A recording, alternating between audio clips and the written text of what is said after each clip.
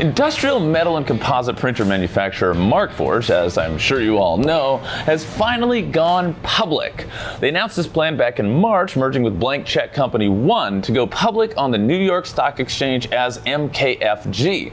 They received about $361 million from the merger, intended to scale up their number of products and continue their growth along the lines of their goal, which is not stated lightly, to revolutionize manufacturing, much like many other 3D printing companies. Now, as we've seen from 3D printing over the years, it's relatively easy to cut costs by up to 95%, get shorter lead times, and even full customization of parts with relative ease. Now, part of the transaction includes a $210 million private investment in public equity from asset management firm Baron Capital Group. The SPAC merger has also seen commitments from existing shareholders M12 and Porsche Automobil Holding SE. Markforged is one of many companies this year that has gone public using an SPAC merger, so this really isn't that new. Markforged's existing management team will continue to operate the business with a few additions to the board, including Kevin Hartz, CEO of One, and Carol Myers, venture partner over at Glasswing Ventures.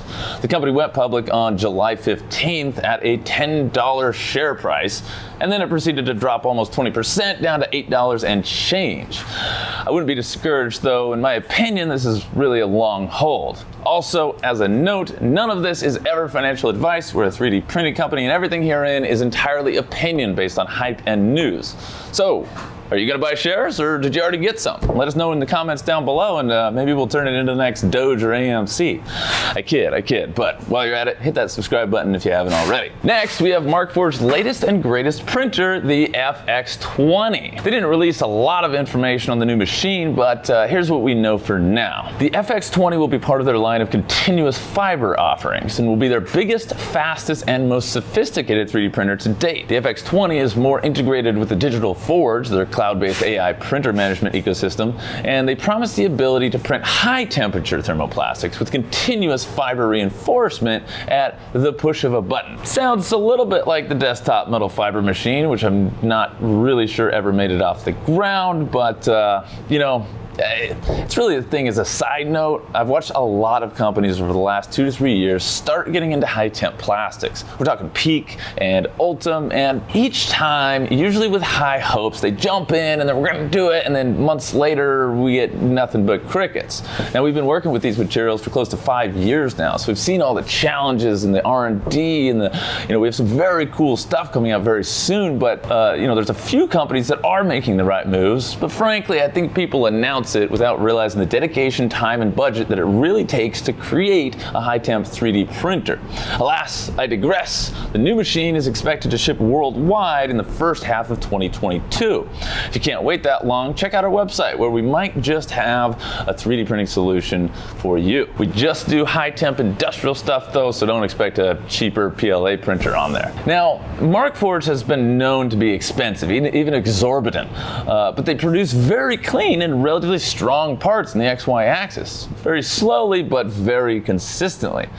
So what do you think of their proprietary systems where you have zero control over settings versus open material systems where you can figure out the hard stuff on your own? Let me know in the comments below. I would love to hear what you guys really think about that. The ease of pushing a button and having a part versus going into it and figuring it out but spending 100 times less. And finally, we've got Markforged getting sued. Again, this is not the classic one we've heard about a million times. This is actually Continuous Composites Inc. out of Idaho, and they filed a lawsuit for infringement of 4 patents, including process and hardware claims, which were already registered in 2012 as part of a larger group of 9 patents a year before Markforged's founding. The company's 4 continuous fiber machines, the Mark II, Onyx Pro, X5, and X7, are being targeted for patent infringement, since continuous fiber is critical to the function of all 4 machines. Continuous Composites Inc. is demanding monetary compensation for patent infringement. However, there is also an action for injunction prohibiting Markforged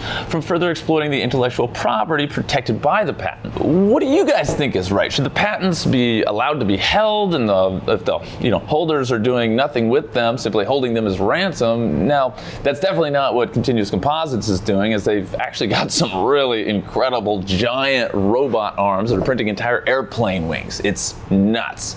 I also had the opportunity to meet one of the owners at Formnext a couple years ago, and on my plane back to the the USA, he had a really cool 3D printed skateboard made of totally continuous carbon fiber composites and resin. It was really sweet. Anyway, patents are a crazy thing, so let me know how you think this should work out in the comments below. And if you're interested in functional 3D printing, high temp, really strong composites and parts, definitely hit us up on our website or give us a call. We use and sell all kinds of machines every single day, and we can help you determine what the right thing for your application will be. And if you guys like this content, you got something out of it, and if you want more of it, let us know by hitting that like button. We really appreciate seeing your feedback, and subscribe if you want more. Anyway, thanks so much for watching. Have a positive rest of your day, and we'll see you on the next video.